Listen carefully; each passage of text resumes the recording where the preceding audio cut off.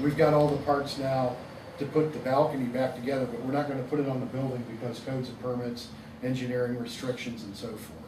We've already looked into all that, and it's just not a feasible thing to do.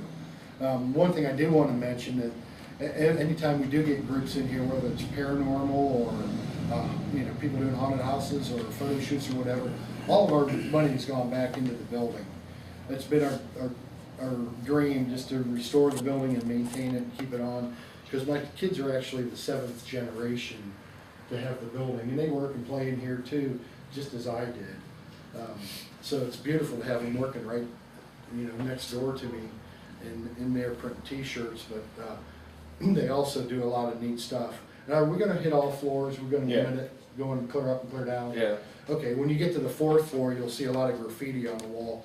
One of my boys is an artist. He's studying art in school, and him and his buds have done some pretty cool graffiti. They were actually, one of his friends was doing some graffiti on buildings here in town, and it's pretty bad because we own rental properties, and he had done one of my buildings. Hi, how are you guys? Yes, come on in. We'll go to the other building first. Oh, okay, well, welcome. I'm Ben Bissman. I'm Ben, how you doing? Good to see you. Ben Bissman, welcome to the Bissman. How are you? Good, thank you. Okay, this is where the ADD kicked in. What was I making up? Graffiti on the 4th floor. One of your rentals. Yeah, so our buddy Sanchez, Bob, my youngest boy's friend, tagged, as soon as I pulled down Main Street, I look up and the side of my building is tagged. And it's his tag, Craze, you know. So I kick him in the ass and made him take a pressure washer up there and go get the graffiti off the building. 3 weeks later, I'm coming into town. We own the H&R Block building, a block prior to the one he tagged before, and I pull in and there's Craze on the side of that building. So my son's best friend tagged 2 of my buildings. So what I did is I gave him a whole wall on the 4th floor to go berserk. And they've done a pretty good job. You get up there, you'll see some pretty cool stuff. On top of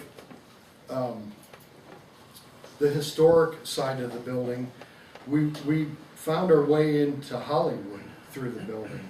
We got a call from the producers when they were doing Shawshank, and they were looking for, we own a billboard company, so they were looking for somebody to do vintage period billboards for Shawshank. So we thought, hell, that's perfect. And my wife made contact with them, so we had a lot of discussion and settled on some period Schlitz billboards and had them produced and had them put up in locales in town, on our building, on the side, and so forth. They didn't show up in Shawshank, but they paid us for it. But what that led into was the building. They're like, wow, that's a perfect building, might be interested in letting us use it for the Brewer Hotel. And you know, everybody knows Shawshank and how wonderful it is and how great it was. Well, at the time it was called Rita Hayworth Shawshank Redemption. And we didn't think it was going to be any big deal, but we said, sure, we worked out an agreement, and they paid us to use the building. This part of the building where we're sitting today, if you watch the movie next time, this was on the window from when they did the production. Didn't make the movie, but that corner did. They spent excess of $20,000 just in this room to turn it into a newspaper editor's office. It was incredible. We put this new carpet down, and it looks old. That's because of the flood stains, but they turned this into the most incredible newspaper editor's office with all the people and the hats and all the tables and the books, you know. You'd have thought they were going to open up a newspaper, but they used that part. And then as well, when you go into the next office, you'll see a picture on the side.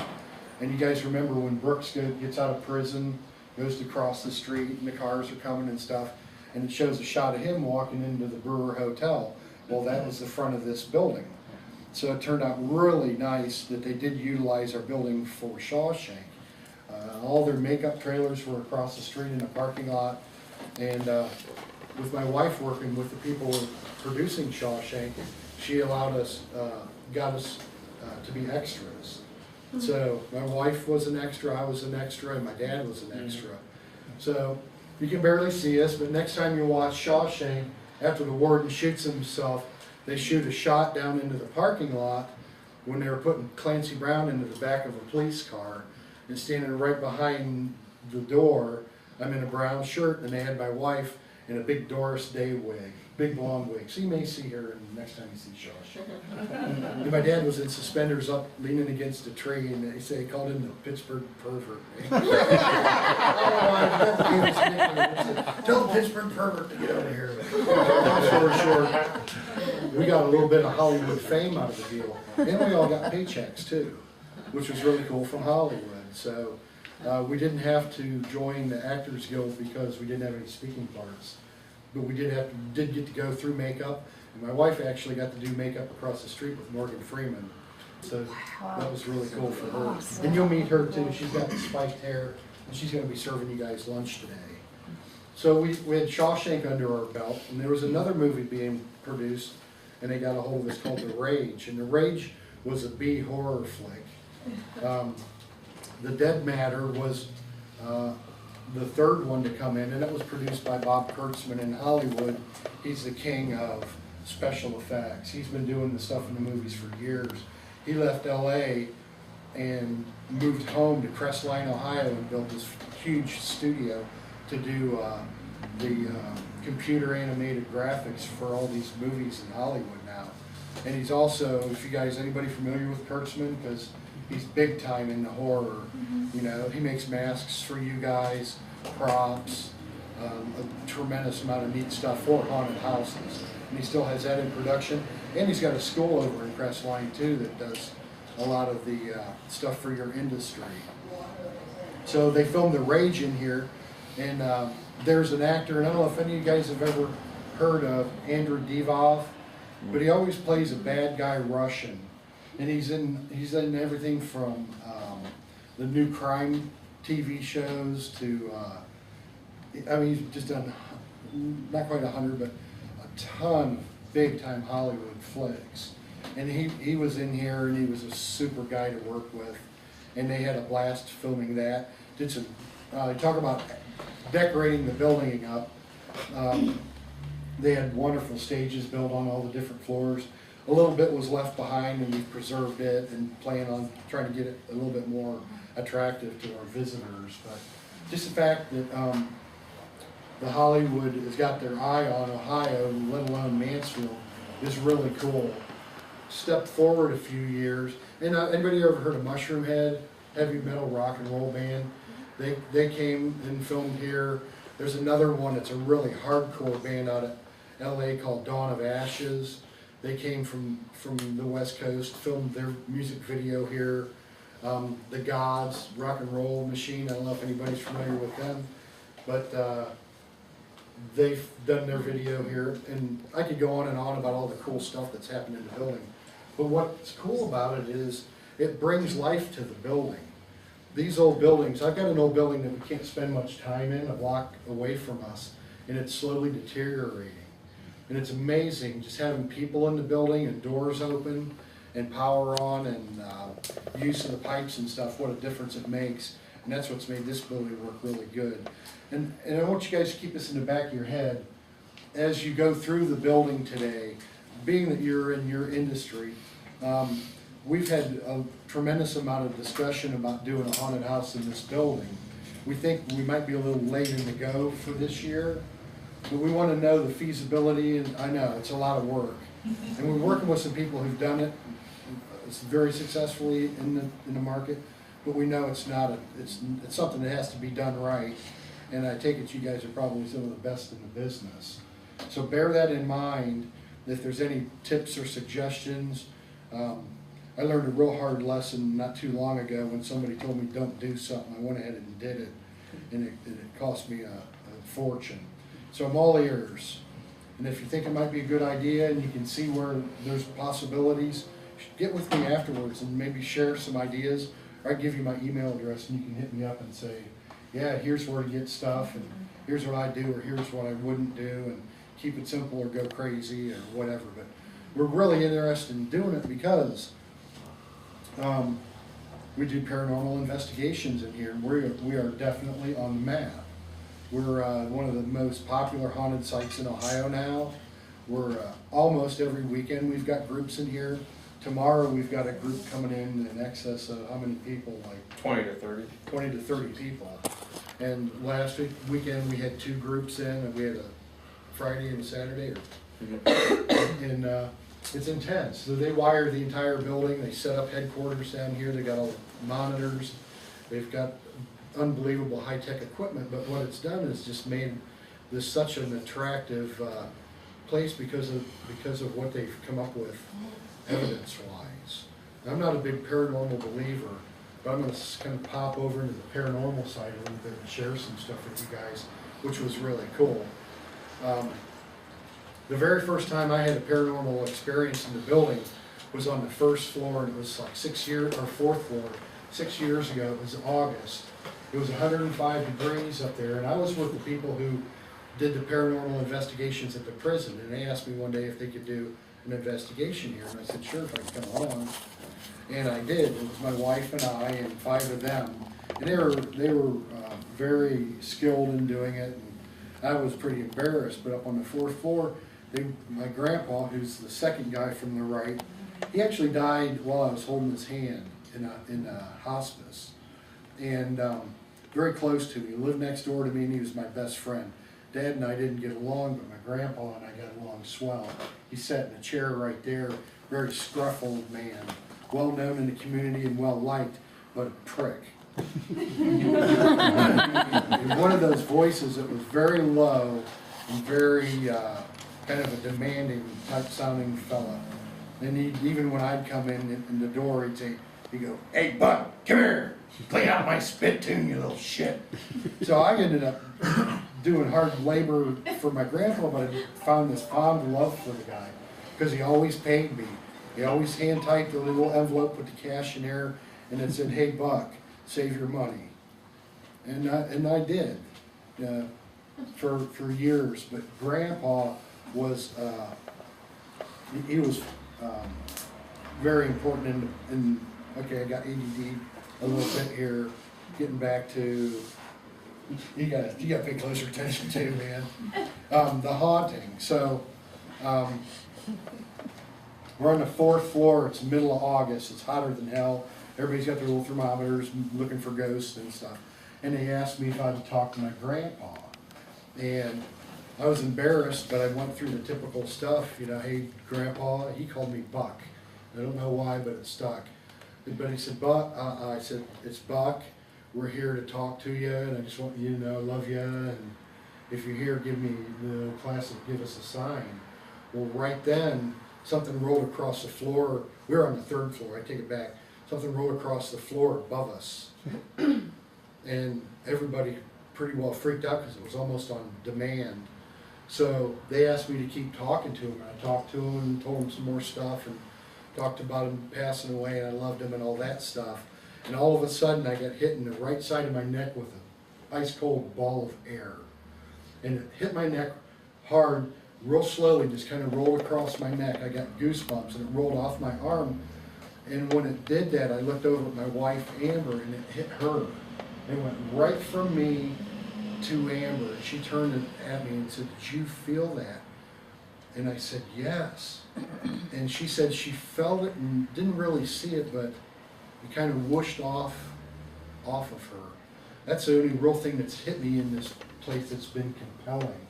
But like I said, it was 105 degrees, and this happened, and I almost went to my knees, and the whole group freaked out over it, and it made for a very interesting night. Now, I don't do the paranormal investigations when people do them here. Joe does them, and his partner Greg, and he's a science teacher. He well versed in all the technology. Both of them actually are, but he's got a real good background in paranormal science and the science behind this newer technology. And that's why you're seeing so much now, because we're able to pick up stuff that they couldn't pick up before. So anyhow, that was my paranormal experience on the 3rd floor. Well, TAPS got a hold of us. because they had heard through the grapevine and they had done the reformatory. So they wanted to know if they could do a paranormal episode. And so they had somebody fly in, interview me, go through the building, and they were stoked. They loved the building. They did a preliminary little investigation and so forth in their K2 meetings or meters, got readings and all this stuff. So they said, yeah, we're going to book you guys and we're going to come. And they showed up with a full crew. They took over the entire building. Fantastic people. Anybody ever watched Taps, Ghost Hunters?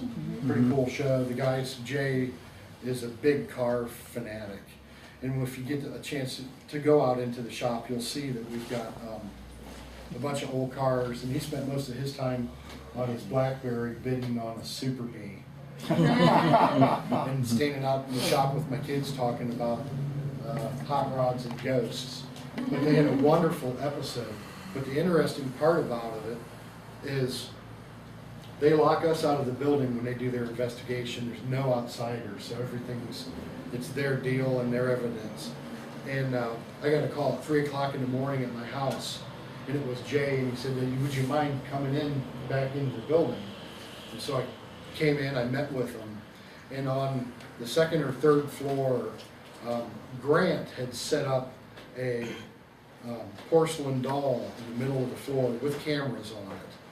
And they did their investigations, and when they were through that floor, Grant went up to the doll and went to knock it over, and it wouldn't move. It was almost like stuck to the floor, he said. He moved it and it wouldn't move, and he moved it again, and don't mind my weird looking shoes, that's what we wear around here. The second or third time he went to move the doll, it flew like 10 feet, broke into pieces. And they had it on film. I'm one of the only people who's seen the footage. And at that point I thought that was going to make this place skyrocket to the top of paranormal when they did the Taps episode. And they said they couldn't use it on the episode because it could be faked. Which I can, I obliged to that, but I still have, I'm the only guy that I know that has the actual footage of the event taking place. And we still have the porcelain doll in the gift shop. And we're not here to sell you stuff. I'm just telling you, it's in the display. Isn't it still in there? Yep. Yeah. Crazy happening. For those guys to stop production, and it's real expensive to do production in something along those lines. And then bring me in, show me the event, and then kick me back out and finish their stuff. They had a good episode if you guys saw it. It was pretty decent, pretty compelling. From there, it went to my ghost story. They caught wind of the place, sent a girl in from Santa Monica. She spent a day with me in the building, decided to do an episode of my ghost story in the building. And if you guys, anybody that has seen that episode, it was a really good episode. Then, anybody watch Ghost Adventures? Zach was filming out at the prison and called me and asked if he could come into the building and check it out while they were in town. So Zach, his technology guy, myself, some psychics, the Constantinos. Anybody ever heard of them? Yep. They're big time psychics. They came into the building with them too. And I spent the night with those guys in here, and it was the most wild night I've ever had. They had new technology with, and now they're a little bit more common, but it was a round thing, looked like about a half a coffee can with clear acrylic rods on it. And the guy who designed it and built it was here, and they tested it on the 3rd floor in front of the elevator. And in 1911, I'm bouncing back and forth, but it all kind of ties together. In 1911, we had an employee named F.W. Simon, and he worked from the day we opened in 1886, retired in 1911, signed his name on a beam up on the 4th floor. That day, he lost his head in our elevator on the 3rd floor, on this side of the elevator, and which was kind of a creepy part of this whole thing. And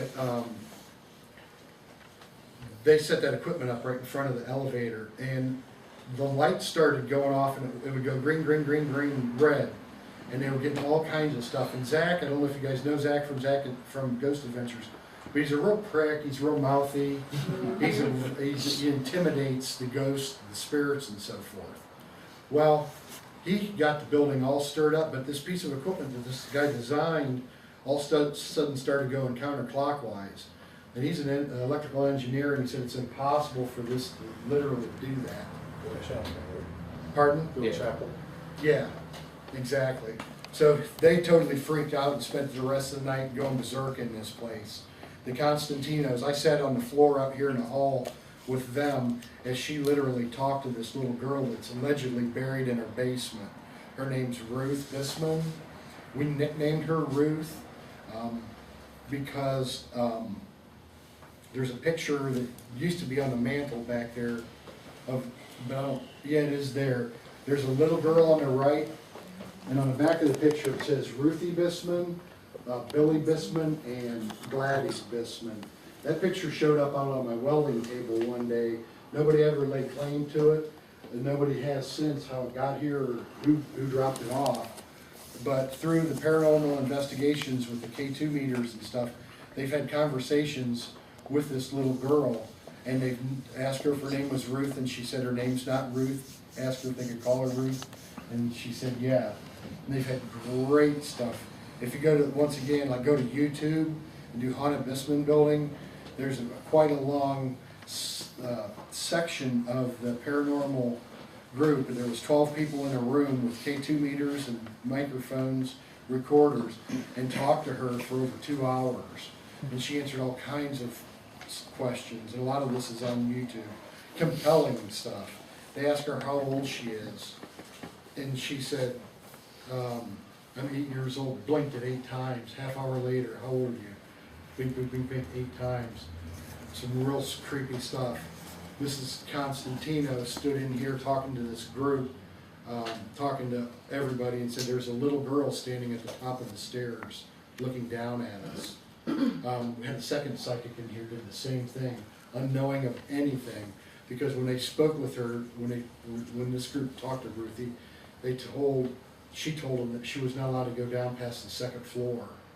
So it's really goosebumpy stuff that's happened like that. I don't know the time frame, but I noticed you mentioned time. I know you guys want to see the building, got to eat. See the building and eat and leave by 1:30. Okay, I'll cut her off at that. I know there's a lot to see. I just wanted to kind of brief you guys. You know, you signed a waiver. The waiver is all about safety. Be really careful. We've got holes in the floor. We're not a haunted attraction like you guys are used to, where everything's set up safe. A lot of personal stuff sitting around. I tell everybody the same thing. Keep your hands off the goodies, because sometimes we had a picture disappear once. Respect all my stuff. That's why I let people come in here. Everybody's been really cool. Have fun. If you got any questions, Joe and Greg can answer them. Got a good lunch for you guys, and have fun. Any questions? Do you have extra of The building? The first flyers? books? I think Yeah. we do have some. We just had them printed, and the people from like the Downtown Growth Association, she just came in here about an hour before you guys and grabbed a bunch for the travelers. She worked this out. Travelers. But get at me after the tour and I'll get you some in your hand. Yeah, there's a bathroom right around the corner as you go out the door.